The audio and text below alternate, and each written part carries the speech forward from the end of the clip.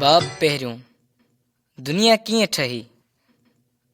प्यारा भाइरो जे प्रभुनी, अचो त उन्हनि माण्हुनि जे बारे में सिखूं था जेके शुरूआत में हिन ज़मीन ते रहंदा हुआ। इहे माण्हू असांखे ईश्वर जे बारे में इलाही कुझु सेखारे सघनि था।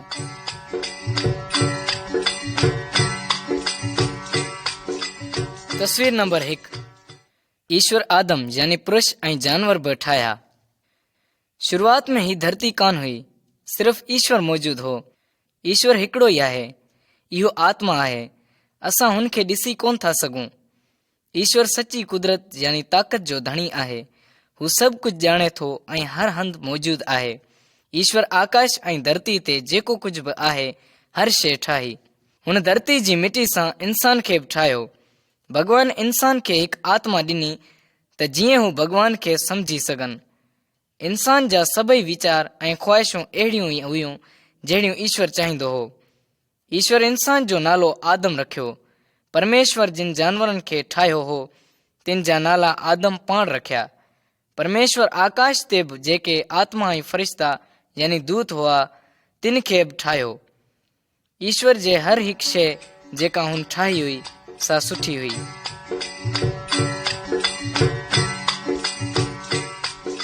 तस्वीर नंबर 2। भगवान हवा यानी नारी खे बि ठाहियो। भगवान पुरुष खे रहण लाइ हिकु सुंदर यानी ख़ूबसूरत बाग ॾिनो जंहिंजी हू सार संभाल कंदो हो। हुते हर क़िस्म जा नर ऐं मादी जानवर बि हुआ, पर आदम जो हुन जहिड़ो को बि साथी न हो। ईश्वर आदम यानी पुरुष खे अहिड़ी निंड मोकिली जो हू सुम्ही रहियो ऐं आदम जी हिकु पासराटी कढे ऐं भॻवान हुन पासराटी मां हिकु अस्त्री यानी नारी ठाही ऐं हू हुन नारी खे आदम वटि वठी आयो त जीअं इहा अस्त्री संदसि साथी थिए।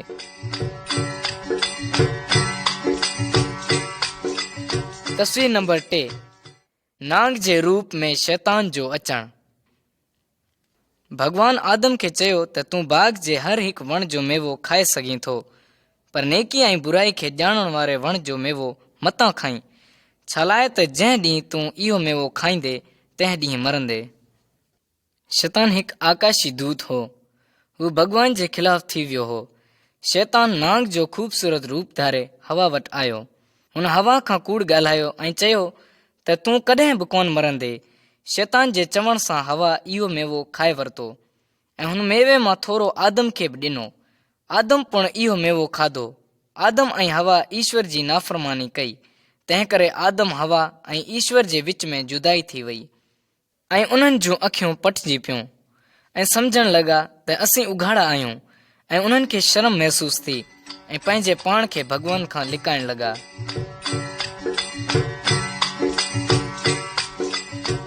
तस्वीर नंबर 4।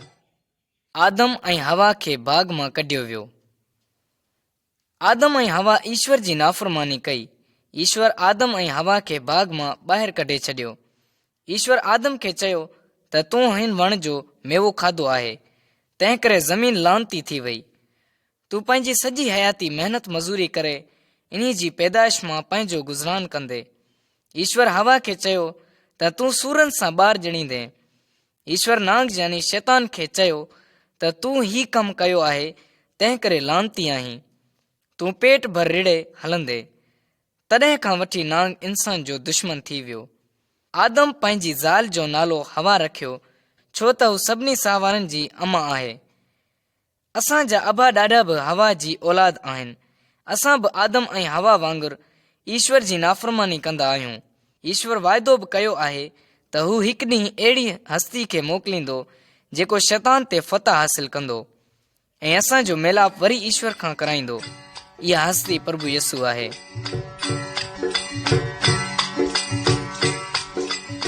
तस्वीर नंबर 5। संत नूह ऐं वॾी ॿेड़ी। आदम जी औलाद में बुछड़ा कम वधी विया। सिर्फ़ हिकु शख़्स ईश्वर जी मर्ज़ी ते हलंदो हो, हुन जो नालो नूह हो।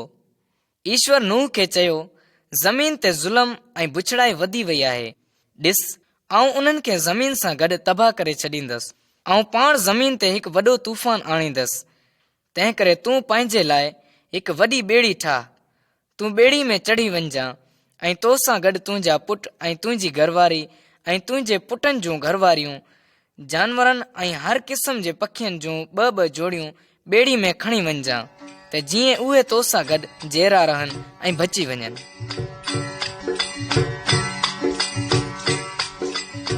तस्वीर नंबर 6, हिकु वॾे तूफ़ान जो अचणु। संत नूह माण्हुनि खे ख़बरदार कयो त ईश्वर सभु कुझु तबाह ऐं बर्बाद करण वारो आहे, पर माण्हुनि तॾहिं बि पंहिंजा बुछड़ा कम न छॾिया।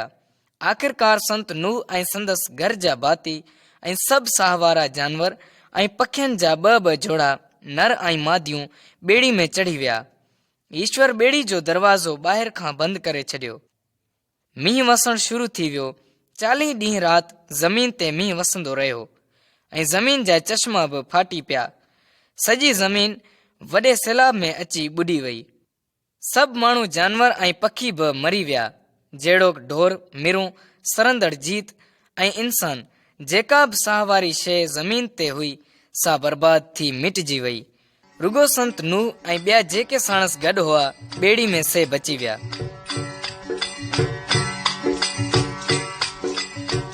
तस्वीर नंबर 7, ककरनि में कमान ऐं ईश्वर जो वाइदो। मींहुं बंदि थी वियो ऐं 1 साल खां पोइ ज़मीन बि सुकी वई। संत नूह ऐं संदसि खानदान जा सभु भाती ऐं सभु साह वारा ॿेड़ी मां ॿाहिरि निकिरी आया। संत नूह ईश्वर लाइ हिकु बलिदान करे ईश्वर खे ख़ुशि कयो ऐं ईश्वर ककरनि में कमान ॾेखारे वाइदो कयो त हाणे आउं कॾहिं बि साह वारनि खे सैलाब जे ज़रिए बर्बाद न कंदसि। जॾहिं बि ककरनि में कमान ज़ाहिर थींदी तॾहिं आउं तव्हां खां कयल वाइदे खे यादि कंदसि। प्यारा सॼणो, जॾहिं बि तव्हां खे ककरनि में कमान ॾिसण में अचे, ईश्वर जे हुन वाइदे खे ज़रूरु यादि कजो त हाणे ईश्वर सॼी दुनिया खे सैलाब मोकिले कॾहिं बि बर्बाद न कंदो।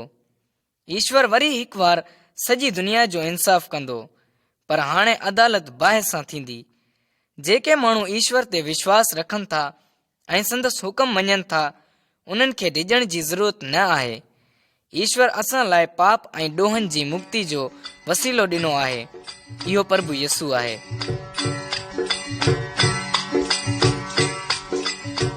तस्वीर नंबर 8, बाबुल जो वॾो ठुल। संत नूह जे पुटनि जी औलाद जाम हुई। ईश्वर उन्हनि खे हुकम ॾिनो त तमामु धरती ते पखिड़िजी वञो ऐं पंहिंजी ज़िंदगी गुज़ारियो ऐं औलाद वधायो। उहे माण्हू धार थियणु न चाहींदा हुआ। उन्हनि वीचार कयो त उहे हिकु शहर तामीर कंदा ऐं हिकु ठुल जोड़ींदा जंहिंजी चोटी आकाश ताईं वञी पहुचे। ईश्वर उन्हनि जी नाफ़रमानी ऐं अभिमान ॾिठो ऐं ईश्वर चयो त ही सभु माण्हू हिकु क़ौम जा आहिनि ऐं हिकिड़ी ॿोली ॻाल्हाईंदा आहिनि। अचो त असीं इन्हनि जी ॿोली में मुंझारो विझूं त जीअं उहे हिक ॿिए जी ॿोली न सम्झे सघनि। सो उहे शहर न जोड़े सघिया ऐं उहे सारी ज़मीन ते पखिड़िजी विया। इंसान जी नाफ़रमानी जे करे ॿोलियूं इलाही थी वियूं। नाफ़रमानी माण्हुनि खे ईश्वर खां बि जुदा करे थी छॾे।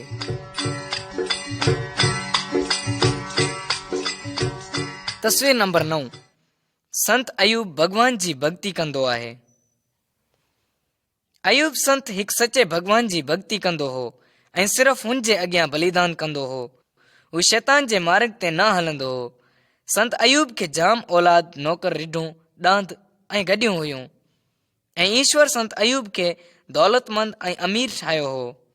हिकु ॾींहुं शैतान खे ख़बर पई त ईश्वर संत अयूब खां इलाही ख़ुशि आहे। शैतान जो ख़्यालु हो त संत अयूब अमीर दौलतमंद आहे, तंहिं करे ईश्वर जी भक्ति कंदो आहे। हुन भॻवान खे चयो त जेकॾहिं तूं संत अयूब खां हुन जो माल मुता खसे वठि त हू तोखे पाण ई छॾे ॾींदो।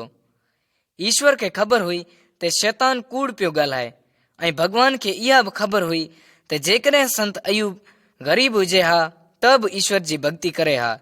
ईश्वर इहा ज़ाहिर करण लाइ त संत अयूब हिकु सुठो धर्मी ऐं सचो भगत आहे। शैतान खे हिकु संदसि प्राण खां सवाइ संत अयूब जी हर शइ वठण जो इख़्तियार ॾेई छॾियो।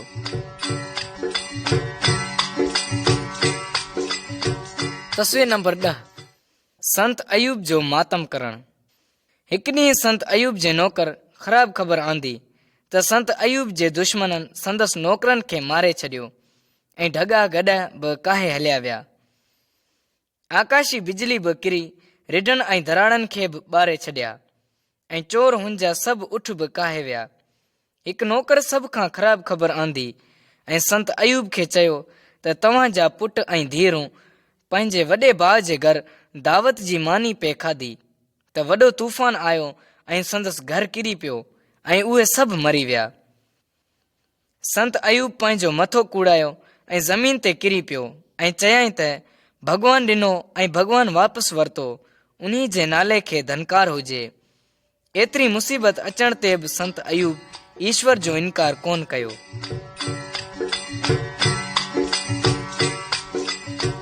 तस्वीर नंबर 11 संत अयूब जो ॾुख सहण। शैतान वरी ईश्वर खे चवे थो त जेकॾहिं तूं संत अयूब जे शरीर खे तकलीफ़ ॾींदे त हू ज़रूरु तुंहिंजे ख़िलाफ़ घटि वधि ॻाल्हाईंदो या ज़रूरु तुंहिंजो इनकार करे छॾींदो। ईश्वर वरी ॿियो भेरो शैतान खे इख़्तियार ॾेई छॾियो त संत अयूब खे आज़माए। शैतान संत अयूब जे सॼे शरीर खे तकलीफ़ ॾींदड़ रोग खां भरे छॾियो। संदसि घरवारी संत अयूब खे चवणु लॻी त तूं ईश्वर जो इनकार कर ऐं मरी वञ। संत अयूब चयो त छा असीं ईश्वर जे तरफ़ां रुगो सुख हासिल करियूं, ॾुख न हासिल करियूं। संत अयूब जा 2 दोस्त हुन वटि इलाही ॾींहं अची रोईंदा रहिया ऐं चवंदा रहिया त अयूब ज़रूरु को पाप या ॾोह कयो आहे, तंहिं करे ईश्वर हुन खे सज़ा ॾिनी आहे। ईश्वर पाण उन्हनि ते ज़ाहिर थियो ऐं ॿुधायो त उहे ईश्वर जे कमनि खे सम्झी कीन सघंदा। ईश्वर जी कुदरत जी का बि हद न आहे। हू सभु ॻाल्हियुनि खे ॼाणे थो। हू लामहदूद आहे। हू सभु कुझु ॼाणे थो। इहो ई ॼाणे थो त असां लाइ सभ खां वधीक सुठो छा आहे। असांजे ॾुख ऐं सुख जो इख़्तियार सिर्फ़ु ईश्वर वटि आहे।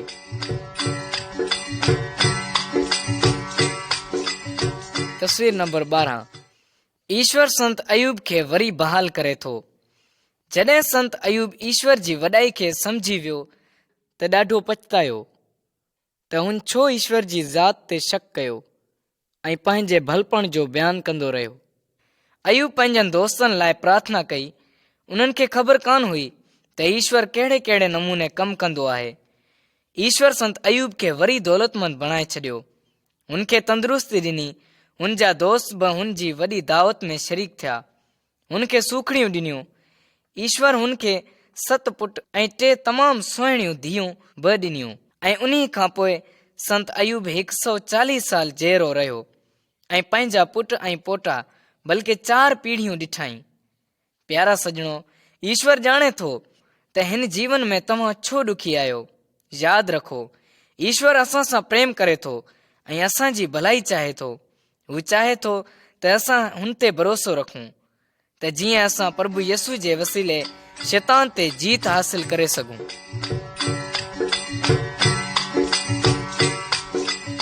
तस्वीर नंबर 13 संत इब्राहिम पंहिंजो देश छॾे थो। हिकु ॾींहुं भॻवानु संत इब्राहिम खे चयो त पंहिंजे देश ऐं पंहिंजे पीउ जे घर खां निकिरे हुन मुल्क में वञ जेका आऊं तोखे ॾेखारींदसि ऐं आऊं तोखे हिकु वॾी क़ौम ठाहींदसि ऐं ज़मीन जा सभु क़बीला तुंहिंजे वसीले खां आशीर्वाद प्राप्त कंदा। संत इब्राहिम भॻवान जे हिन वाइदे ते यकीन कयो ऐं जीअं ईश्वर हुकुम ॾिनो तीअं ई कयो। हुन पंहिंजी घरवारी, पंहिंजनि नौकरनि ऐं पंहिंजो माल साण वठी इलाही ॾींहंनि ताईं मुसाफ़िरी कंदो रहियो ऐं आख़िर केनान नाले हिकु मुल्क में वञी पहुतो। हुते ईश्वर हुन खे चयो, इहा ई मुल्क आऊं तुंहिंजी नसल खे ॾींदसि।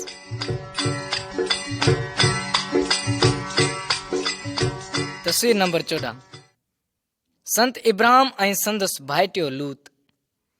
संत इब्राहिम जो हिकु भाइटियो हो जंहिंजो नालो लूत हो। इहो बि इब्राहिम सां गॾु केनान वियो हो। संत इब्राहिम ऐं लूत वटि माल जा धण जाम हुआ, तंहिं करे उन्हनि जे दराड़नि में जहिड़ो थींदो रहंदो हो ऐं उन्हनि सभिनी जे लाइ गाह घटि हो। संत इब्राहिम लूत खे चयो त असांजे विच में जहिड़ो थींदो रहे इहा सुठी ॻाल्हि न आहे। छो न असां धार थी वञूं। ज़मीन जो हिसो जेको तूं चाहीं थो चूंडे वठि। लूत पंहिंजे ऐं पंहिंजे माल लाइ भली ज़मीन चाहींदो हो। तंहिं करे जिते दरिया जे पाणी जी मोख हुई सा ज़मीन चूंडे वरिती जिते तमामु सुठो गाहु थींदो हो। हू सदूम नाले शहर जे वेझो हिकु वादी में वञी रहियो पिए। ईश्वर वरी संत इब्राहिम खे दर्शन ॾिनो ऐं चयो त इहा सभु ज़मीन जेका तुंहिंजे साम्हूं आहे ऐं तोखे ऐं तुंहिंजी औलाद खे हमेशह लाइ ॾींदसि।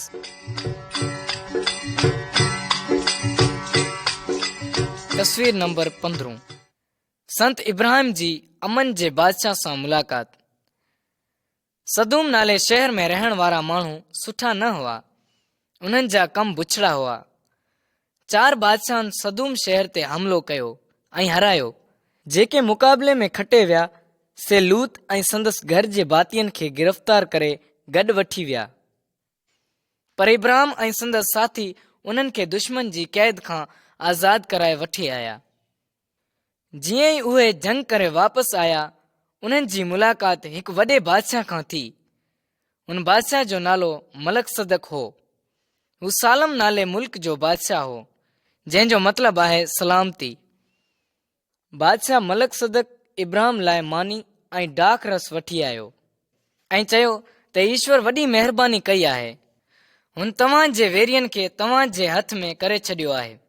संत इब्राहिम सलामती जे बादशाह लाइ सूखड़ियूं ॾिनियूं। सदूम मुल्क जो बादशाह चाहींदो हो त संत इब्राहिम खे सूखड़ियूं ॾे, पर संत इब्राहिम वठण खां इनकार करे छॾियो। हू हिकु बुछड़े बादशाह खां सूखड़ियूं वठणु न चाहींदो हो। हू वरी सदूम मुल्क में वञी रहण लॻो।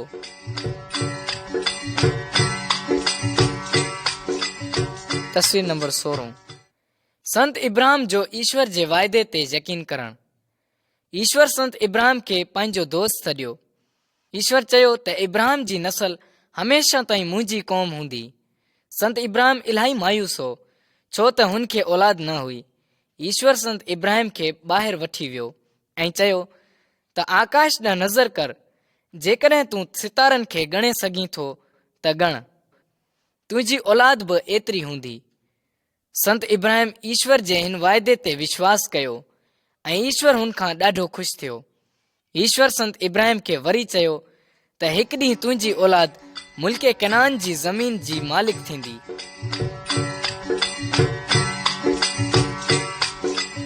तस्वीर नंबर 17। इस्माइल जो ॼमणु। इलाही साल गुज़री विया, तॾहिं बि इब्राहिम ऐं संदसि घरवारी सारा खे को बि औलाद न थी। हिकु ॾींहुं संदसि घरवारी सारा संत इब्राहिम खे चयो त मुंहिंजी बानी वटि वञ, शायदि हुन खां औलाद थिए। सारा जी बानी हाजरा उमीद सां थी वई। सारा हाजरा सां साड़ खाइण लॻी ऐं हुन ते सख़्ती करण लॻी। हाजरा वटि ईश्वर जो हिकु दूत आयो ऐं हुन हाजरा खे तसली ॾिनी ऐं चयो त तोखे पुटु थींदो। हुन जो नालो इस्माइल रखज। इस्माइल खे जाम औलाद थींदी ऐं इहा हिकु वॾी क़ौम थींदी। इस्माइल अरबनि जो पीउ बणियो। ईश्वर इब्राहिम खे चयो त तुंहिंजी घरवारी सारा खे बि पुटु थींदो ऐं हुन जे वसीले खां आऊं तोसां कयल वाइदनि खे पूरो कंदसि।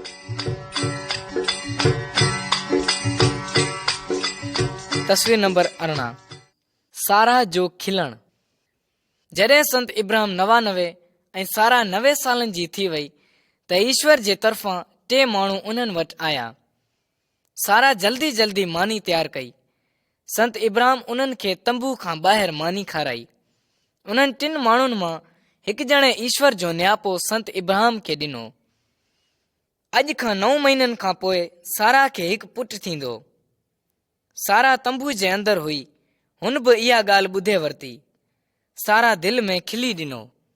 ईश्वर इब्राहिम खे चयो त सारा छो खिली? छा ईश्वर लाइ का ॻाल्हि मुश्किल आहे?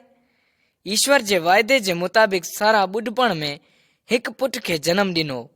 उन्हनि संदसि नालो इज़हाक रखियो, जंहिंजो मतिलबु आहे खिलणु।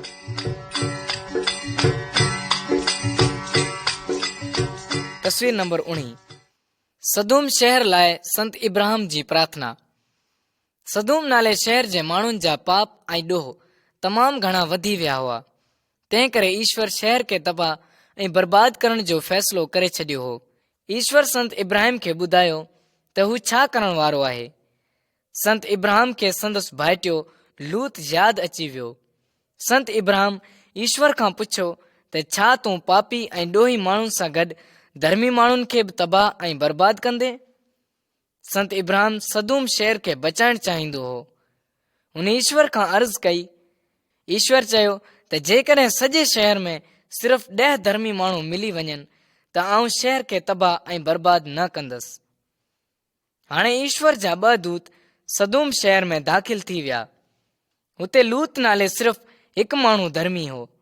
दूतनि लूत खे चयो त शहर खां निकिरी वञो। ईश्वर आकाश मां बाहि वसाई ऐं सदूम शहर सॼो ॿरी बर्बाद थी वियो। सिर्फ़ लूत ऐं संदसि 2 धीअरूं जीवत बची वियूं।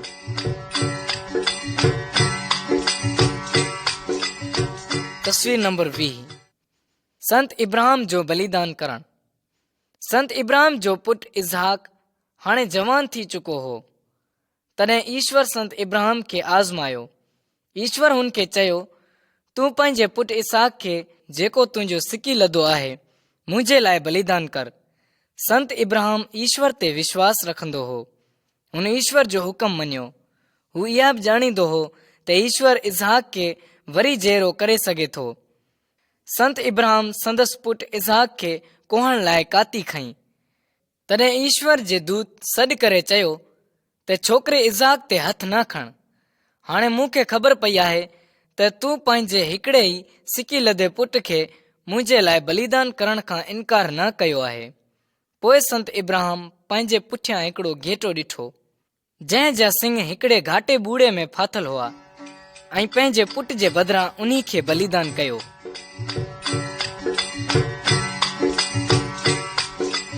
तस्वीर नंबर 21। संत इब्राहिम ऐं संदसि पुराणो नौकर। हाणे जॾहिं संत इब्राहिम वॾी उमिरि जो थियो तॾहिं पंहिंजे नौकर खे चयो त तूं मुंहिंजे वतन में वञ ऐं मुंहिंजे पुटु इसहाक लाइ हिकिड़ी ज़ाल ॻोल्हे वठी अच। संत इब्राहिम जी मर्ज़ी इहा न हुई त इसहाक केनान मुल्क खे छॾे हलियो वञे या केनान मुल्क जी बदचलन औरतुनि मां कंहिं सां संदसि शादी थिए। नौकर संत इब्राहिम खां वाइदो कयो ऐं संदसि वतन ॾांहुं रवानो थी वियो। ईश्वर नौकर खे सिधो इब्राहिम जे माइटनि वटि वठी वियो। हुते इसहाक लाइ हिकु ख़ूबसूरत कन्या मिली वई जंहिंजो नालो रिबका हो। हू इसहाक सां शादी करण लाइ नौकर सां गॾु संत इब्राहिम वटि हली आई। इसहाक ऐं संदसि घरवारी रिबका खे 2 जाड़ा पुट थिया। उन्हनि मां हिकु जो नालो याकूब रखियो वियो। इहा इसराइल क़ौम जो पीउ सॾियो वियो। अॼु बि इसराइली हुन मुल्क में आबाद आहिनि जंहिंजो नालो केनान आहे। इसराइली क़ौम में हिकु अहिड़े माण्हू जो जनमु थियो जंहिं जे वसीले सॼे जगत खे आशीर्वाद मिलियो।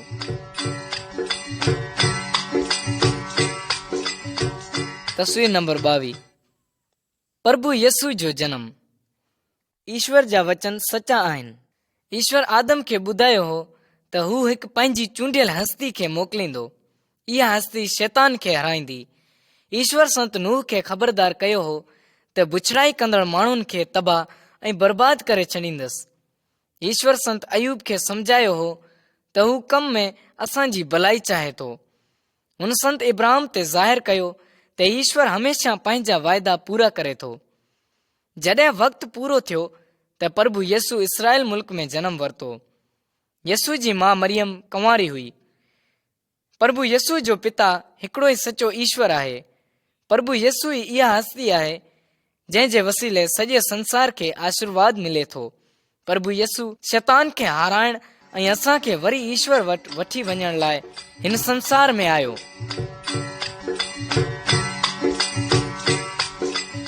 तस्वीर नंबर 23। प्रभु यसू खे सूली ते चाढ़णु। जॾहिं प्रभु यसू वॾा थिया त माण्हुनि खे ईश्वर जो मार्ग ॾेखारियो ऐं हुन इलाही चमत्कार कया त जीअं माण्हुनि खे ख़बर पवे त हू ईश्वर जे तरफ़ां आयो आहे। इलाही माण्हुनि प्रभु यसू खे क़बूल न कयो। उन्हनि यसू खे हिकु काठी जी सूली ते चाढ़े वॾा कोका हणे मारे छॾियो। हिकु सिपाही पंहिंजो बालो यसू जी कुख में हयो। यसू गुज़ारे चुको हो। मुंहिंजा भाइरो ऐं भेनरो, ईश्वर आदम ऐं हवा यानी पहिरीं नर ऐं नारी खे ॿुधाए छॾियो हो त जॾहिं बि हू हुन वण जो मेवो खाईंदा तॾहिं मरी वेंदा। असां सभिनी ईश्वर जी नाफ़रमानी कई आहे। असां हमेशह जी सज़ा जे लाइक़ु आहियूं। प्रभु यसू का बि पाप ऐं ॾोह कोन कयो हो। यसू असांजे पाप ऐं ॾोहनि जे करे पंहिंजो प्राण ॾेई छॾियो। यादि करियो त ईश्वर कीअं संत इब्राहिम खे बलिदान करण वक़्तु इसहाक जे बदिले घेटो ॾिनो हो। ईश्वर असां लाइ त पंहिंजो हिकिड़ो ई मोबी पुटु ॾेई छॾियो त जीअं असांजे बदिले पाण बलिदान थी वञे। यादि करियो त ईश्वर आदम खे चयो हो त हू शैतान खे शिकस्त ॾियण लाइ हिकु हस्ती मोकिलींदो। प्रभु यसू असांजे लाइ बलिदान थी वियो ऐं शैतान जी शिकस्त थी वई। हाणे शैतान में एतिरी ताक़त न रही आहे जो हू असांखे हमेशह जी मौत मारे सघे।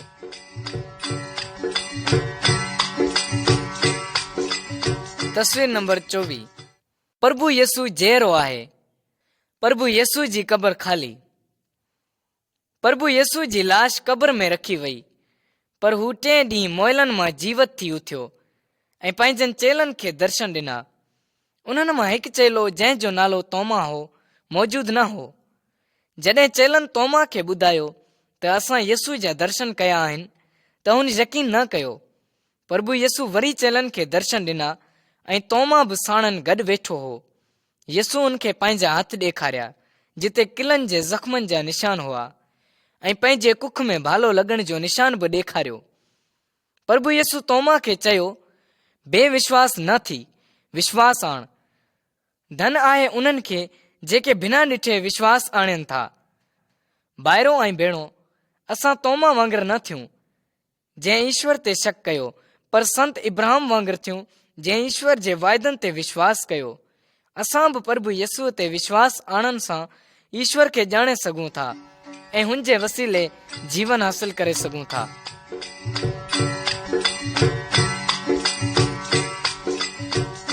अचो त पंहिंजो इम्तिहान वठूं। बाब पहिरियों, जगत कीअं ठहियो। जगत जी शुरूआत में पहिरियों ख़ानदान कहिड़ो हो। संत नूह जे ज़माने में कहिड़ा ख़ासि वाक़िया थिया हुआ। असां कीअं ॼाणूं था त संत अयूब जी हयाती में ईश्वर जो हथ हो। ईश्वर संत इब्राहिम सां वाइदो कयल कीअं पूरो कयो। ईश्वर संत इब्राहिम सां पुट जो बलिदान कराइण छो चाहींदो हो। असां अमर जीवन कीअं हासिल करे सघूं था।